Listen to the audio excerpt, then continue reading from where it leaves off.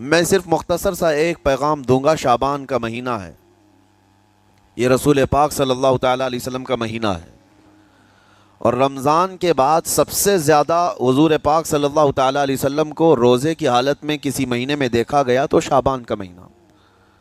فرمایا گیا کبھی کبھار پورے شعبان کا مہینہ حضور صلی اللہ علیہ وسلم روزے سے رہتے، اور یہ ارشاد فرماتے کہ یہ مہینہ ایسا ہے جس میں سارے لوگوں کے اعمال اللہ کے حضور جاتے ہیں، پیش کیے جاتے ہیں. اور میرے آقا فرماتے ہیں اس حال میں میرے اعمال پیش کیے جائیں اللہ کی بارگاہ میں کہ میں روزے کے عالم میں ہوں. جب میرے اعمال پیش کیے جائیں اللہ کی بارگاہ میں تو میں روزے کی حالت میں ہوں. تو یہ شعبان کا مہینہ جو اب رمضان المبارک کے قریب کر رہا ہے، لیکن بعض بزرگوں نے یہ بھی فرمایا شعبان میں موتیں بھی کثرت سے ہوتی ہیں. لوگوں کا یہاں پر حساب کتاب 15ویں شعبان کو جو اب شب برات آنے والی ہے لکھ دیا جاتا ہے، سال بھر میں کیا کیا ہونے والا ہے، کتنے لوگ جانے والے ہیں. کئی لوگوں کی کتابیں بند کر دی جاتی ہیں. حدیث پاک میں یہ بھی ہے کہ فیصلہ اللہ تعالیٰ فرشتوں کے حوالے فرما رہا ہوگا. حالانکہ جب ہم ماں کے پیٹ میں تھے تبھی لکھ دیا گیا ہے کہ کتنی عمر ہے، لیکن فرشتوں کو جو ٹرانسفر کیا جاتا ہے سال میں ایک مرتبہ، اگلے سال ان کا کیا کیا ہونا ہے. اور حدیث میں ہے کسی کے متعلق فرشتوں کو یہ کہا جا رہا ہوگا کہ فلاں 1 مہینے بعد، 2 مہینے بعد، 1.5 مہینے کے بعد اس کی فلاں وجہ سے موت آئے گی، لیکن وہ بندہ شادی کی تیاری کر رہا ہوگا. وہ بندہ جس کی موت کا آرڈر جاری ہو چکا ہے، فرشتے لے چکے ہیں، وہ اپنے کاروبار کے اور اپنے گھر بار کے بنانے میں مصروف ہوگا. اسے اندازہ تک نہیں ہوگا کہ شعبان کے اس مہینے میں اس کی موت کا پروانہ نکل چکا ہے. اسی لیے میں عرض کر رہا ہوں قرآن کی آیت اقترب للناس حسابهم وهم فی غفلۃ معرضون. اللہ فرماتا ہے لوگوں کا حساب بہت قریب آ چکا جبکہ وہ غفلت میں پڑے ہوئے ہیں. اب جس زمانے میں آپ زندگی گزار رہے ہیں یہ اتنی تیزی سے آپ کے اوپر سے گزر جائے گا کہ آپ کو احساس تک نہ ہوگا. بلکہ ایک حدیث کا مفہوم یہ بھی ہے کہ جوان بوڑھے نظر آنے لگیں گے اور بچے جوان نظر آنے لگیں گے. وہ دور آیا آج. بچے تو ہمارے جوان ہو ہی چکے ہیں. جو 6 سال کے بچے ہیں، 5 سال کے بچے ہیں، جن کو حقیقت میں بچہ کہا جاتا تھا، اب کے زمانے میں وہ بچے ہی نہیں رہ گئے. 8 سال کے بچے وہ بچے ہی نہیں رہ گئے. ساری اسکولوں کے حالات ہمارے پاس آئے دن نئی نئی خبریں آتی ہیں. 3ری جماعت کا، 4تھی کلاس کا بچہ خطرناک قسم کے نشوں میں مبتلا ہے جو بڑے بڑے جوان بھی نہیں کیا کرتے تھے. تو بچہ کہاں رہا؟ حضور پاک صلی اللہ تعالیٰ علیہ وسلم نے فرمایا تھا بچے جوان لگیں گے اور جوان بوڑھے. اور جوانوں کی حالت یہ ہے کہ سارے مزے اپنے بچپن میں اتنے کر لیے کہ جوانی میں طاقت ہی ختم ہو گئی. 25 سال کی عمر میں ایسے لگتے ہیں جیسے کہ بڑھاپا آ گیا، کمزوریاں آ گئیں. 30 سال پہلے کے دور میں 40 سال کو بھی جوانی کہا جاتا تھا. اب کے دور میں 40 سال تو بڑھاپا ہو گیا. 30 سال کی عمر کے بعد آج کے نوجوانوں کے جواب دینے لگ جاتے ہیں. اس کی وجہ یہ ہے کہ بچپن میں اپنے آپ کو برباد کر لیا، بچپن میں اپنے آپ کو ختم کر لیا. تو جو بچپنا تھا اس کو جوانی میں بتا دیا، اور جو جوانی ہے وہ بڑھاپے میں. اور جو بوڑھے اصل بوڑھے ہیں جن کو 60-70 سال کی عمر ملی ہوئی ہے، یہ اللہ تعالیٰ کی طرف سے ان کے لیے نعمت ہے. باقی قیامت کے قریب جو حالات ہیں وہ اس طرح کے ہیں. اور مزید میں آپ کو یہ بھی بتا دوں کہ زمانہ ترقی کرتے کرتے تمہیں ایسا سست اور کاہل بنا دے گا کہ تم کوئی کام کے لائق بھی نہیں رہ جائیں گے. بہت ساری چیزیں ہم سے رخصت ہو رہی ہیں، ہمیں اندازہ بھی نہیں. ابھی کل ہی میں ذکر کر رہا تھا، ابھی 10 سال پہلے، 20 سال پہلے جو چیزیں ہمارے آنکھوں کے سامنے موجود تھی وہ اب غائب ہو چکی ہیں. خالی وقت اسے ملے تو نشہ بھی یاد آ جائے، خالی وقت اسے ملے تو عورتوں کی طرف میلان بھی بڑھ جاتا ہے، خالی وقت اسے ملے تو اس کو دولت لٹانے اور عیاشی کرنے کی فکر بھی سوار ہونے لگتی ہے. اپنے آپ کو کسی چیز میں مصروف کر لے. اور سب سے بہترین مصروفیت کیا ہے؟ اللہ اور اس کے رسول کا ذکر پاک ہے.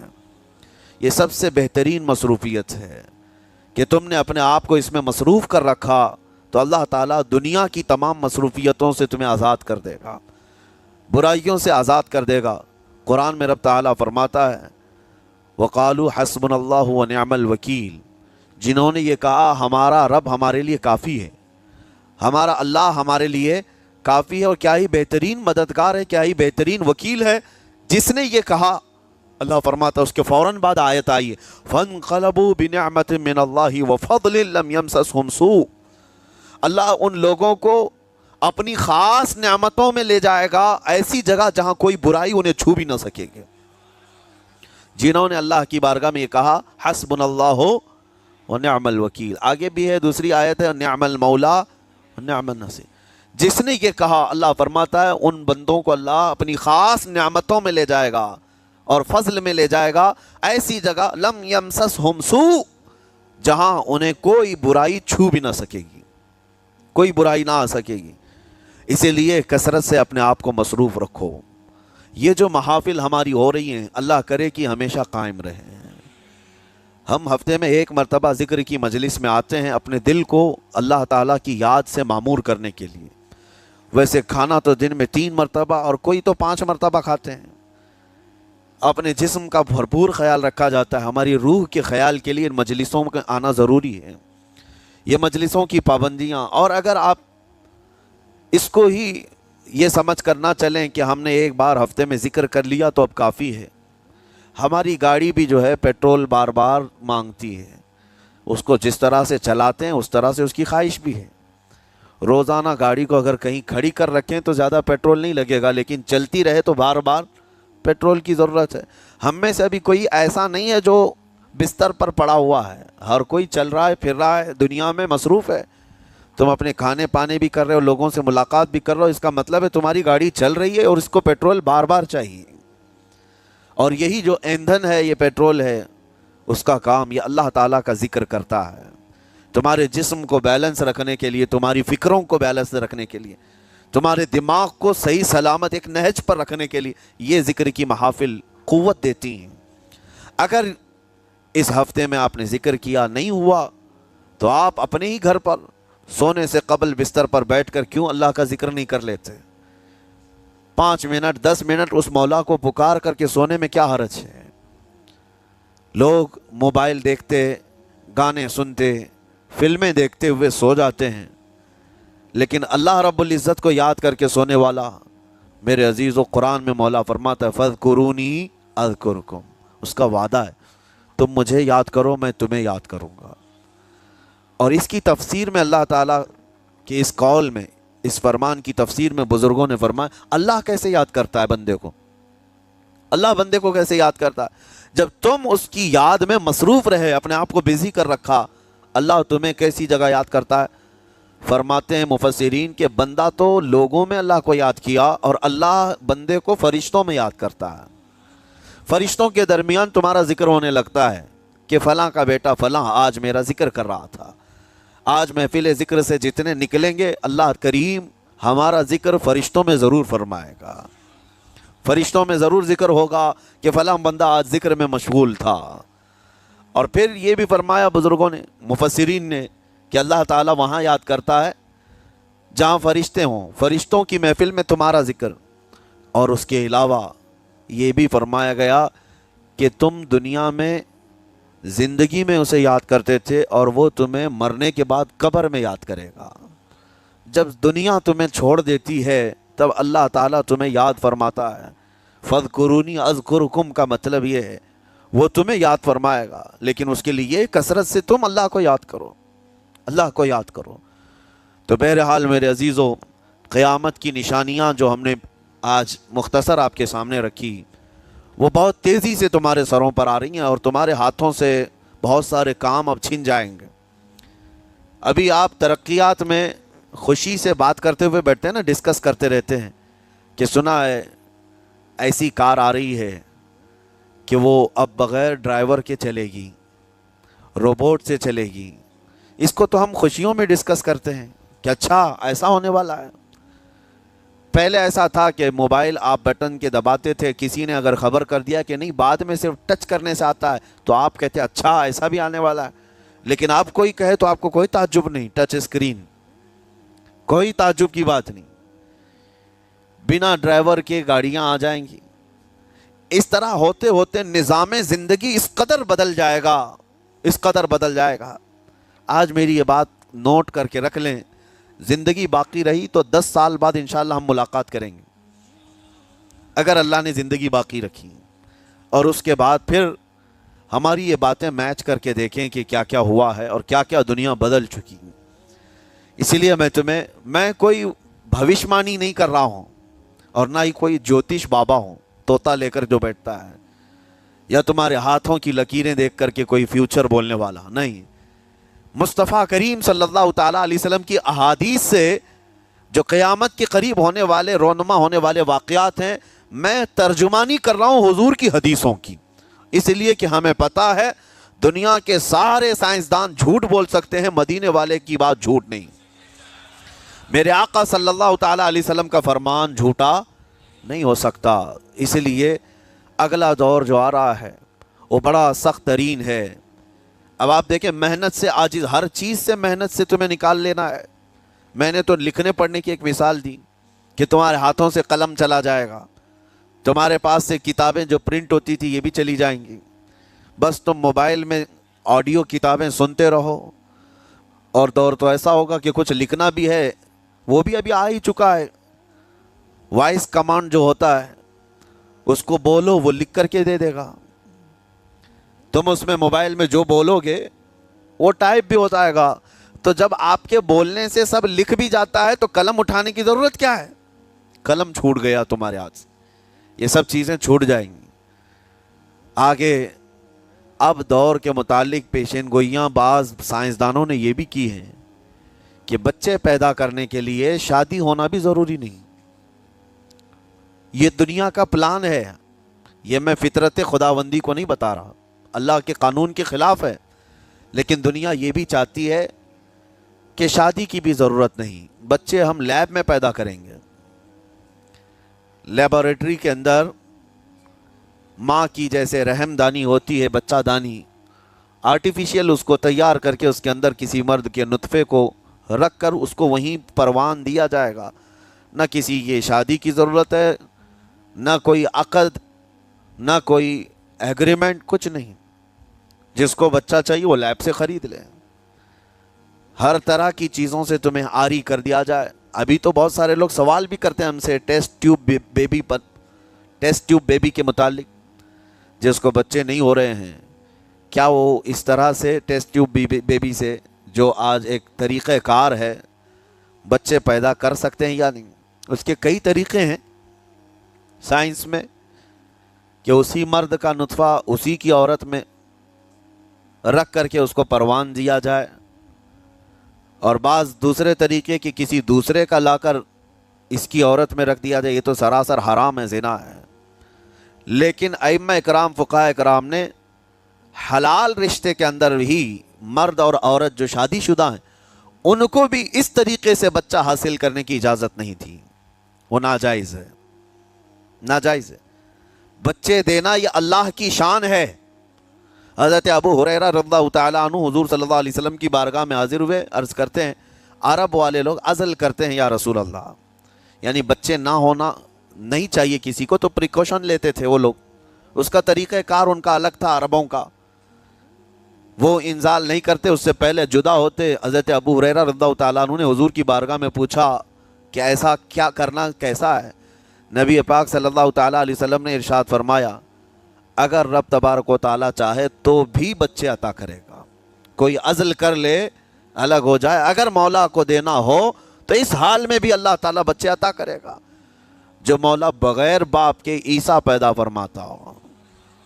تو بہرحال میں بات الگ نہ چلی جائے، اس لیے عرض کر رہا ہوں کہ اگلے دور میں سارے کام کاج تمہارے ہاتھوں سے نکل جائیں گے، آری کر دیا جائے گا اور تمہیں سست اور کاہل بنا دیا جائے گا، اور جب بندے کے پاس کوئی کام ہی باقی نہ رہے تو اس کا دماغ شیطانی بن جائے گا، اور شیطان اس کو ہانکتا رہے گا صبح سے شام تک، شام سے صبح تک۔ اور میں آپ کو بتا دوں، دنیا یہ چاہتی ہے کہ رات کو دن بنا دے، یعنی کوئی رات کا تصور ہی نہ رہے، نہ اندھیرا ہے نہ ہی کوئی اس طرح کی تاریکی، بلکہ پورا ٹوٹل 24 آورز ایسا ہی اجالا دکھنا چاہیے. تمہاری نیندیں ختم ہو، کسی کے لیے بھی اندھیرا ہو گیا چلو سوئیں. یہ اللہ کے جتنے نظام ہیں اس سے یہ دنیا چھیڑ چھاڑ کرنے کی کوشش کر رہی. یہ جو خفیہ طاقتیں ہیں دنیا کو جو چلا رہی ہیں، وہ فری میسن ہوں اور سیکریٹ تنظیمیں جو آج دنیا میں کام کر رہی ہیں، وہ قانون خداوندی سے چھیڑ چھاڑ کرنا ان کی فطرت عادت ہے. ہر چیز جو اللہ تعالیٰ کی بنائی ہوئی، پہاڑوں کو اپنی جگہ سے ہٹا دینا.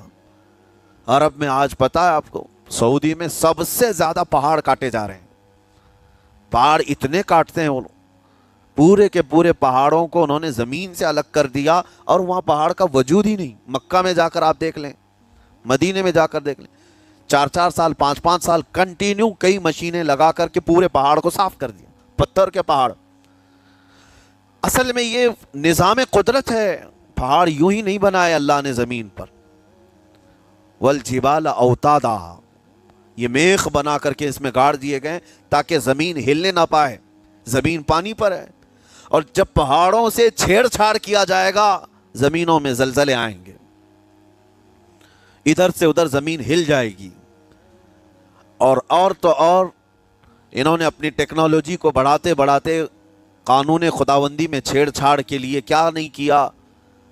انہوں نے جعلی اور آرٹیفیشل ارتھ کویک لانے کی کوششیں کی، مصنوعی زلزلے، مصنوعی بارش ہوتی نہیں، لیکن پورے کلاؤڈ کو جمع کر کے، بادلوں کو جمع کر کے ایک جگہ، اور پھر اس کو کیمیکل کے ذریعے سے پانی برسا دیا جائے.